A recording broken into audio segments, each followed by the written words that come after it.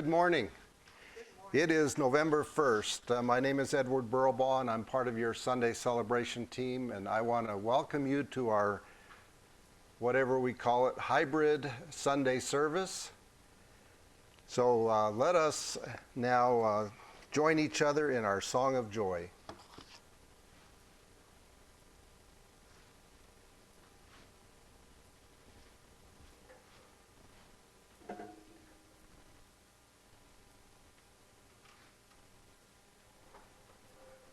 And we have professionals to do this, but all the rest of you are welcome to sing as well. Yeah.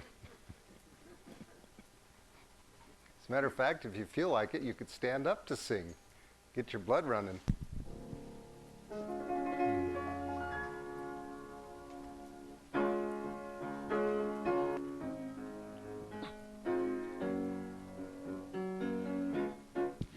I am the light of God, I am the love of God, I am the power of God, I am the presence of God. Wherever I am, God is. You are the light of God, you are the love of God, you are the power of God, you are the presence of God. Wherever you are, God is. We are the light of God, we are the love of God, we are the power of God, we are the presence of God. Wherever we are, God is, and all is well.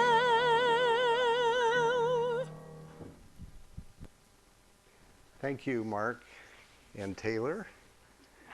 Now, let us read together our vision, mission, and affirmation. And I think that's coming up. It's also in, for those of you in here, it's in your handout. That one, yes. So we are going along our vision to elevate spiritual consciousness in our world. Our mission, to support individual spiritual quests through celebration, study, counsel, loving fellowship, and service. And our affirmation for the month of November is, the Spirit within me is alive, awake, and aware.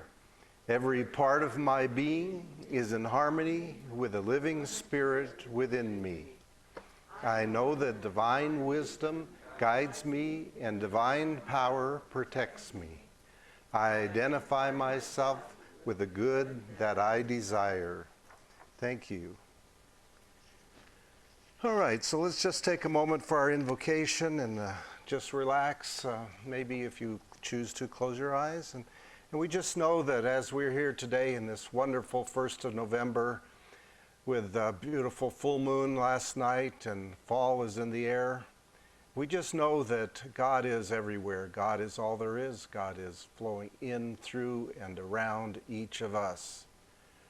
God is supporting us. God is nurturing us. God is loving us.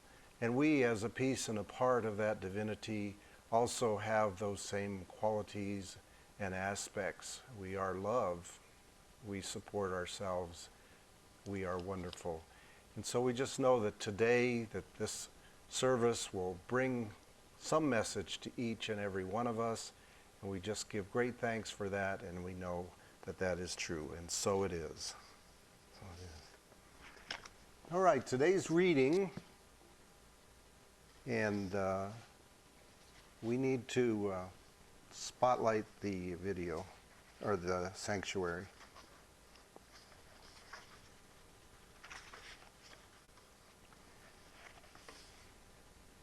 All right.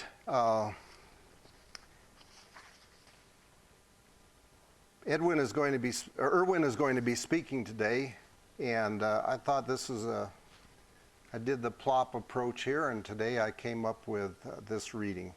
It's from The Science of Mind, and it's from the section that says What the Mystics Have Taught. And this is on page 337. It's from Evolution. The universe, both visible and invisible, is a spiritual system. Man is a part of this spiritual order, so indivisibly united with it that the entire cosmos is or may be reflected in his mind. Evolution is the awakening of the soul to a recognition of its unity with the whole. Material evolution is an effect, not a cause. This reverses the popular belief declaring that evolution is the result of intelligence, rather than intelligence being the result of evolution. The aim of evolution is to produce a man who, as the point of his objective thought, may completely manifest the whole idea of life, may bring unity to the point of particularization, finding nothing in the law to oppose it. The man Jesus became the Christ through a complete realization of the unity of spirit and the absoluteness of his word. His physical and spiritual faculties, his objective and subjective mind were completely poised and perfectly balanced. It is evident if this realization took place in any other individual, his word would be manifested likewise, because behind the word is universal soul, omnipotent law. The spirit is limitless, but can only be to us what we believe it to be. Why must we believe it is? Because until we believe that it is, we are believing that it is not. It is all a matter of belief, but belief is scientifically induced into a subjective state through conscious endeavor. All right, so now we have some more music from Mark and Taylor Ray.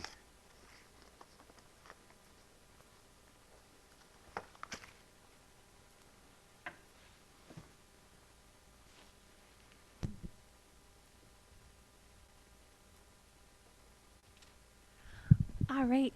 Good morning. Happy Sunday. Our first song is, this is just sort of a kind of a meditative song, and it's one of my mom's favorites. It's from the musical Mary Poppins, and it's called Feed the Birds.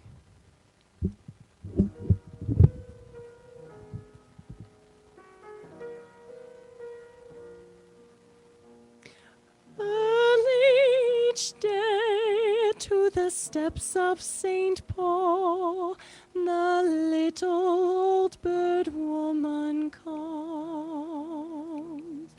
In her own special way, to the people she calls, "Come, buy my bags full of crumbs. Come feed the little birds, show them you care, and you'll be glad if you do. Their young ones are hungry, their nests are so bare, all it takes is tuppence from you. Feed the birds, tuppence a bag, tuppence, tuppence, tuppence a bag. Feed the birds, that's what she cries, while overhead her birds fill the skies. All around the cathedral, the saints and apostles look down as she sells her wares. Although she can't see them, she knows they are smiling each time someone shows that he cares. Though her words are simple and few, she's calling to you. Feed the birds, that's what she cries. Tuppence, tuppence, tuppence a pint.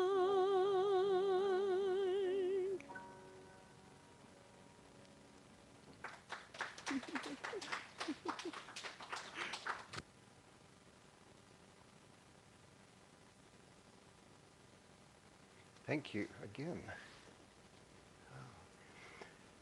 All right, today's speaker is Erwin Albrecht, and you came to Wellspring, what, about 5 years ago, something like that? Yeah, and he quickly became a participant in Early Birds and has then joined us in Course in Miracles for a while.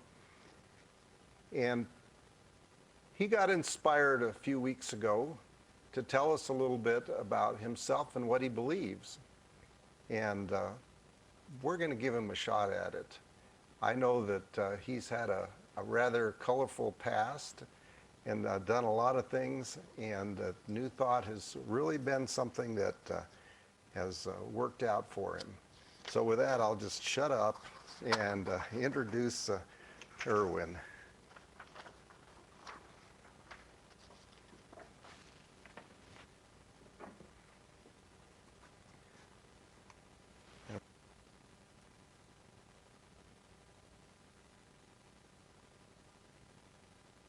Okay.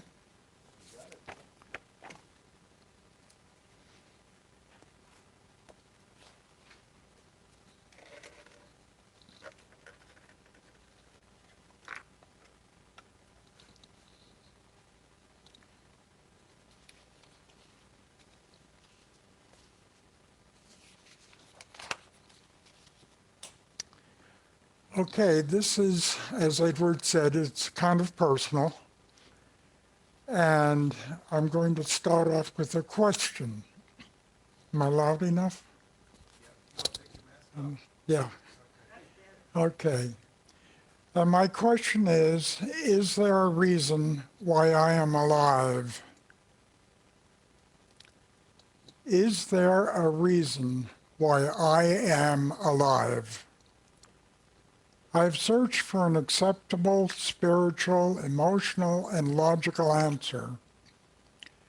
When I was younger, I was thoroughly introduced to the Bible, and what satisfied me then does not satisfy me now. A couple of years ago, actually 40 years ago, I lived and worked in Iran for 3 years, and in the process was introduced to the Quran.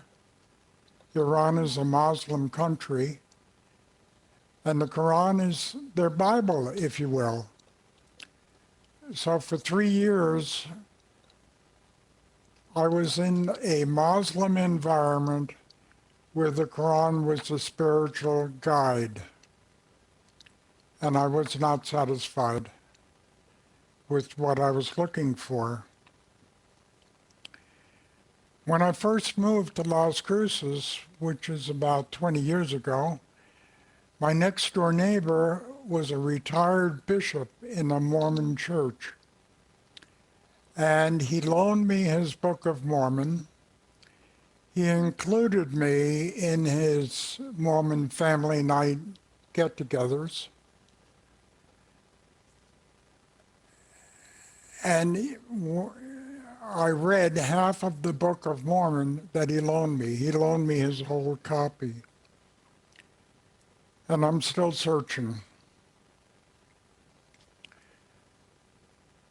My first glimpse of an answer came upon attending Wellspring Early Birds workshops. They were safe workshops where a person could talk about any subject without any concern of negative reaction.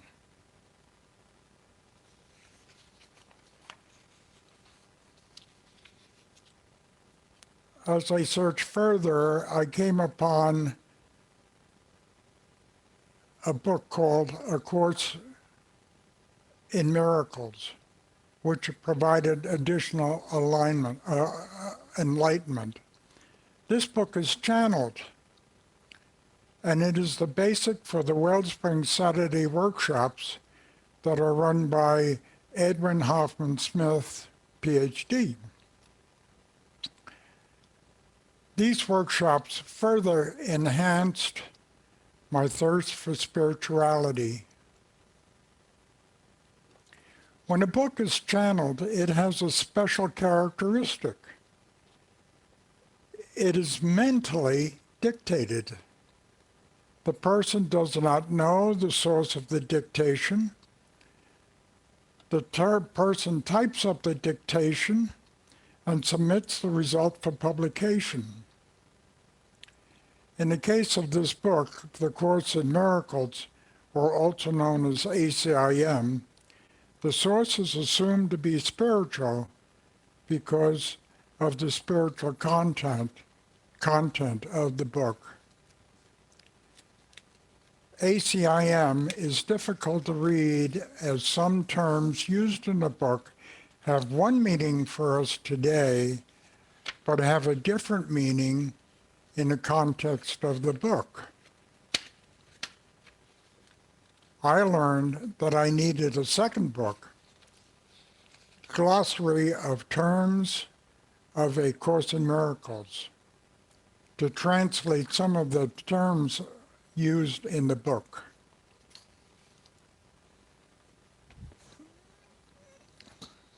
My next step was when Edward introduced me to this book entitled Basic Ideas of the Science of Mind by Ernest Holmes. This powerful book helped me become a better person. Even more, its source, another book by Ernest Holmes,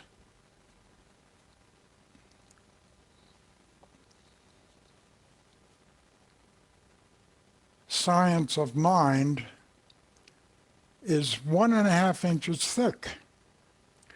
The story I learned was that when Ernest Holmes heard that people were reluctant to start reading this book, he was concerned. So he condensed that book into the book called Basic Ideas of Science of Mind, which is only 1/4 inch thick and extremely powerful and easy to digest. I will now read a portion of its introduction. The average man or woman of today feels the need of God in every day of life, an idea so rational that it appeals to the scientific mind of the modern person and enables him to see his way clearly in a universe which is run according to law and order.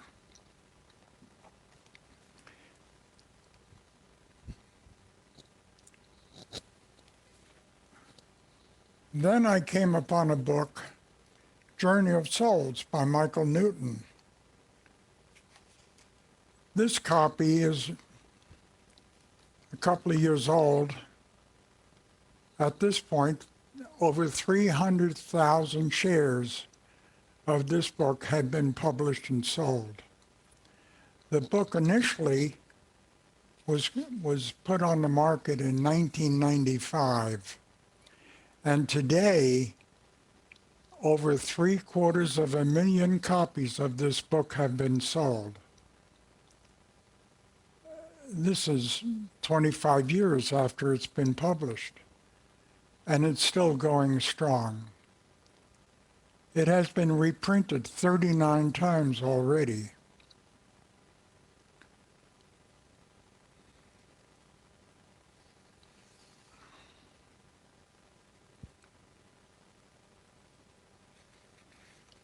Michael Newton, the author, has a PhD and has been a counseling psychologist, master hypnotherapist, and teacher for more than 40 years. He is the founder of the Michael Newton Institute for Life Between Lives Hypnotherapy, which trains hypnotherapists in his pioneering techniques. He has appeared on the Discovery Channel as well as numerous other television and radio programs. In my estimation, his book introduces a major advance in interactions with patients. He developed a practice whereby he was able to remove pain from patients who had gone from doctor to doctor and had not experienced relief. He was able to provide relief by first hypnotizing them and learning about their previous life. One day, Michael Newton realized that he was talking to the person's soul. This is profound to me, and I have never, ever heard of anyone else being able to routinely interact with people's souls. He decided to use this new discovery to learn as much about souls as was possible. He has treated patients for 40 years and eventually, the last 30 years of his practice, was able to describe the life of the soul and heaven as a result. Before I go much further in this presentation, I need to talk about my definition of terms, which I've gleaned from various sources. My definition for soul is the human is the bearer of a soul that does not die and never sleeps during the deepest sleep of the human, that records all thoughts and sentiments and tells the human whether his thoughts are correct or false if he has learned to pay attention. My next term is reincarnation. Reincarnation is a philosophical or religious belief that the non-physical essence of a soul starts a new life in a different physical form or body after biological death. Incarnation. Incarnation is the event whereby a soul enters the body of the host and establishes residence.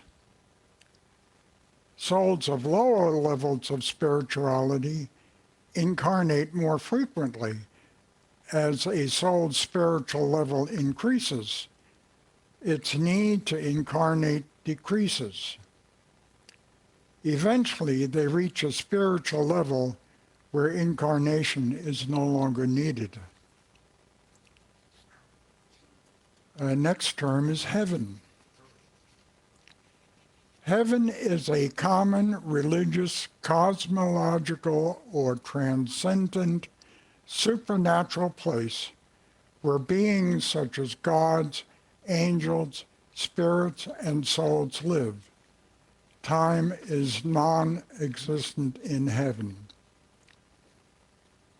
In heaven, souls appear to each other as blobs of light. New souls appear as bright blobs of white light. As a soul's spirituality increases, their light slowly changes color. Darker colors represent higher spiritual levels. Heaven is hierarchical in nature and contains billions and billions of souls. Thank you. The heavenly hierarchy is spiritual, not bossy. This means a soul on a higher hierarchical level cannot force a soul on a lower level in any way whatsoever. All souls in heaven constantly strive to achieve a higher level of spirituality. The higher the spiritual level of the soul, the closer it comes to the Creator or God.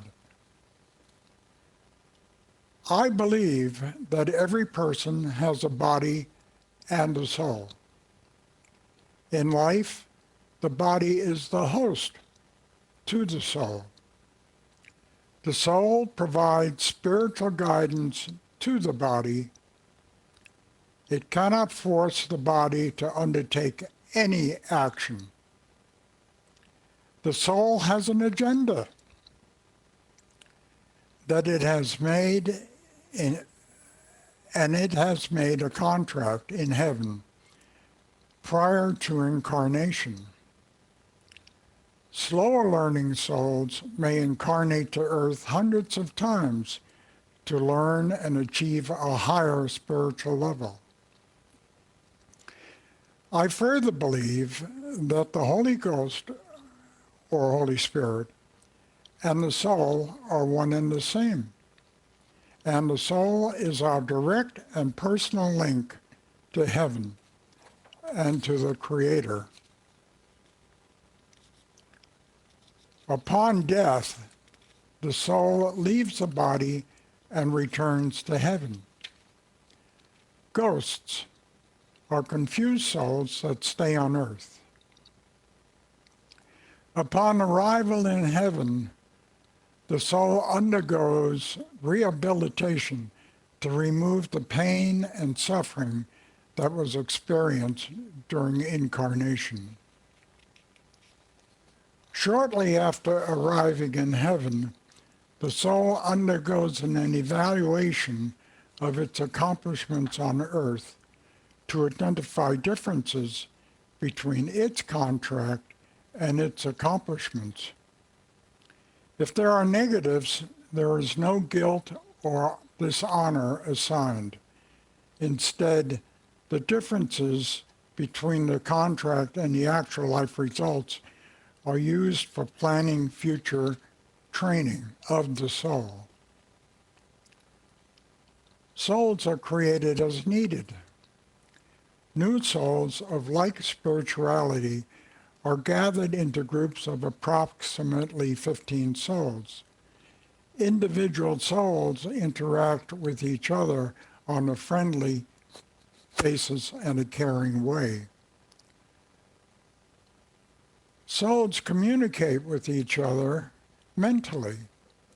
An individual soul is never alone, as it lives with its soul group and can mentally interact with its soulmates. This mental interaction is not limited by the distance between the soul and the soul it wishes to communicate with. Each soul is totally and completely responsible for its own level of spirituality. Souls can mentally interact with each other as well as their spiritual guardian, even if they are on earth. Each group of souls has a spiritual guardian. The spiritual guardian is of a higher spiritual level than that of the soul group. In turn, the spiritual guardian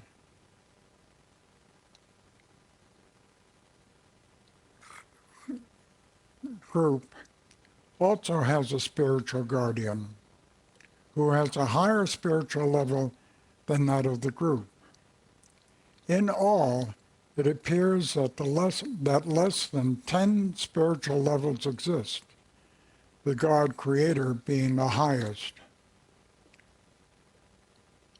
In heaven, souls of similar spirituality characteristics attend classes together.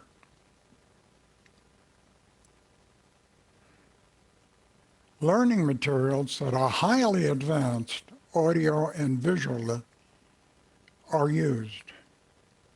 The thrust of learning is for the soul to achieve a higher spiritual advancement and to be loving and caring.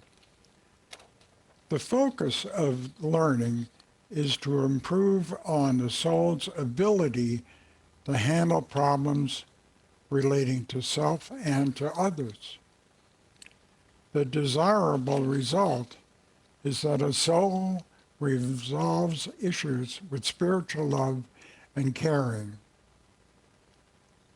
Resolving problems can be accompanied by traditional teaching methods or experience.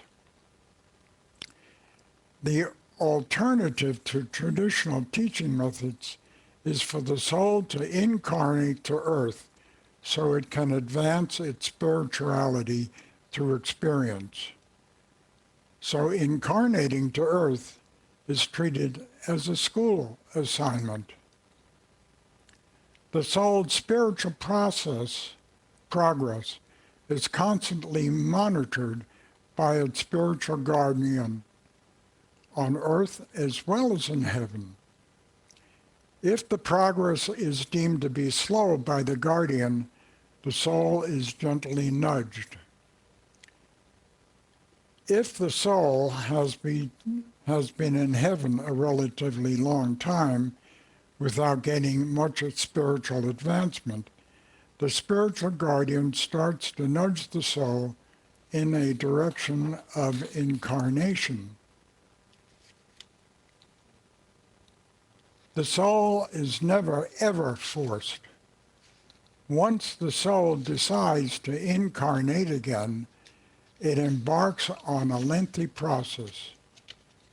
It evaluates self, determines what areas of spirituality it needs to improve, then interacts with its spiritual guardian for additional input and acceptance. The soul then creates a plan that contains specific outcomes, a contract, if you will. Finally, the soul with its spiritual guardian at its side presents its plan to a panel of very high spiritual guardians for final acceptance. When planning is completed and accepted, the soul makes a contract of the plan outcomes. Then the soul embarks on a quest for a desirable prospective human host. I found out since then souls can also incarnate to other planets as well. This process involves defining the gender and type of family plus other characteristics. These are then given to a group of high spiritual level guardians who are the keepers of human host records.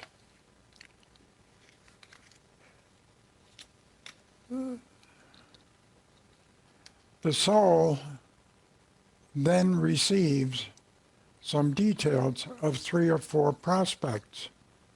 Then it is given access to advanced audio and visual information of the future to determine which of the prospects is most desirable. The information about prospective host bodies is limited information to ensure that the soul cannot determine how to resolve prospective problems in advance. The selection of a host body produces information about a host's situation in the future. This is predestination, and it provides details about the host's life before he or she is even conceived. As an aside, Iranians, who are Muslims, believe that a significant portion of their life is already predestined. They strive to make the small portion that is not predestined as positive and meaningful to improve their life situation in the next life. I started this presentation with this question: is there a reason why I am alive? I now have an answer. A soul chose my body to be its host, but has not yet finished its earthbound agenda. Thank you.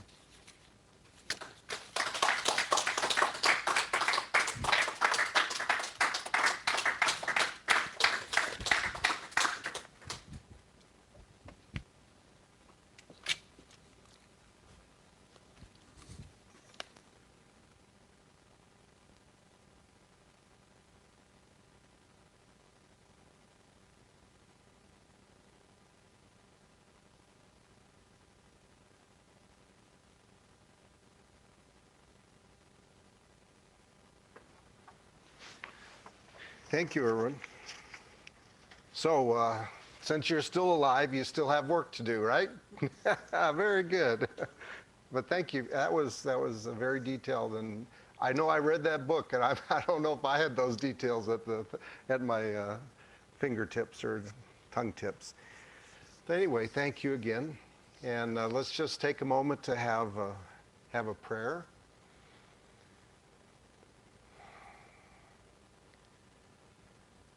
So we know that spirit is all there is. Spirit is touching everything, touches everywhere. We are in this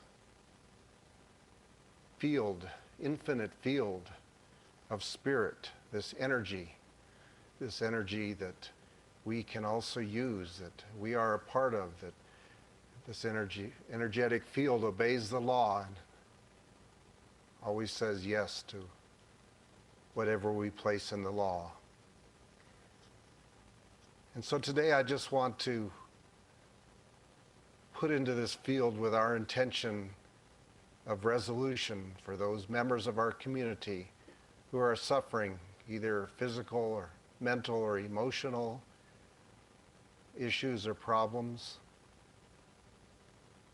those who might be having financial problems, those who are concerned about the state of the world, the state of their fellow man, those who are concerned that things aren't unfolding quite as they imagined them. So we just hold this infinite field, this energetic field, this God stuff. We hold that and surround each and every one of us and this planet with this knowledge, this knowingness, this understanding, this belief that this God stuff is all there is, and this God stuff supports everyone, everywhere, and brings forth that learning and that knowledge that each of us, that experience that each of us needs to move onward in our journey toward greater understanding and greater realization. And so we just give great thanks for this knowledge, this understanding, this belief system that we have that allows us to be a part of this creation and to create our own futures and evolve to greater depths, unfold and extend more love. So we give great thanks for this.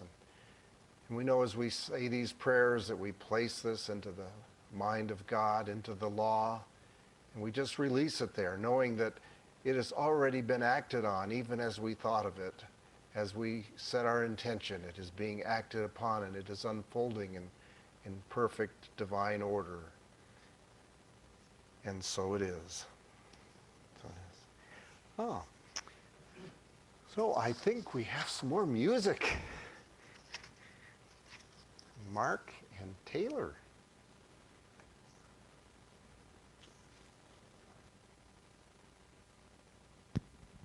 All right, so I'm going to go ahead and introduce this one. This next piece comes by way of request from Flo. She actually called me in the middle of the week and said that she would love to hear the piece Heart and Soul, naturally, because it ties into everything Erwin was just talking about.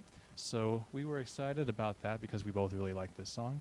And because I have such a wonderful musical partner here, we decided to arrange it ourselves, and hope you enjoy our choreography, if you will, for this one.